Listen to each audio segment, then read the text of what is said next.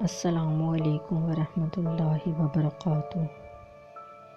میرے ہی ہاتھوں پہ میری تقدیر لکھی ہے اور میری ہی تقدیر پہ میرا بس نہیں چلتا۔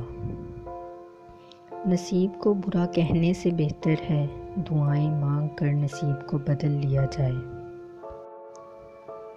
زاہد تجھے معلوم نہیں انداز عقیدت، سر خود بخود جھکتا ہے جھکایا نہیں جاتا۔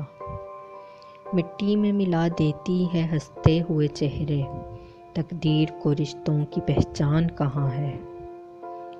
خوشیاں تقدیر میں ہونی چاہیے، تصویر میں تو ہر کوئی مسکراتا ہے۔ ندامت کے چراغوں سے بدل جاتی ہیں تقدیریں، اندھیری رات کے آنسو خدا سے بات کرتے ہیں۔ نصیب بے شک اللہ کے ہاتھ میں ہے، مگر دعاؤں کا اختیار اس نے ہمیں دیا ہے، اور دعائیں ہی تو ہیں جو تقدیر بدلنے کی طاقت رکھتی ہیں۔ خوشیاں پیسوں سے نہیں نصیب سے ملتی ہیں۔ ضروری نہیں ہے کہ زندگی میں وہی کچھ ملے جو ہم چاہتے ہیں، چاہ سے بڑھ کر بھی ایک شے ہوتی ہے اور وہ ہے مقدر، جو بدلتا نہیں بدل دیتا ہے۔ لوگ مجھ سے بھی کہہ دیتے ہیں اکثر دعا کے لیے، دیکھو کس قدر خدا نے میرے عیب چھپا رکھے ہیں۔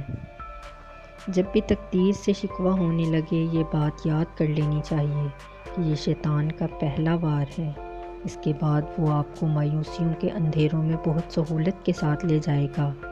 اس لیے قسمت سے شکوہ نہ کریں اور امید کا دامن ہاتھ سے کبھی نہ چھوڑیں، اور اللہ کی ذات پر کامل یقین رکھیں، وہ چاہے تو سب کر سکتا ہے۔ اگر قسمت کا لکھا ہی سب کچھ ہوتا تو اللہ انسان کو دعا مانگنا کبھی نہیں سکھاتا۔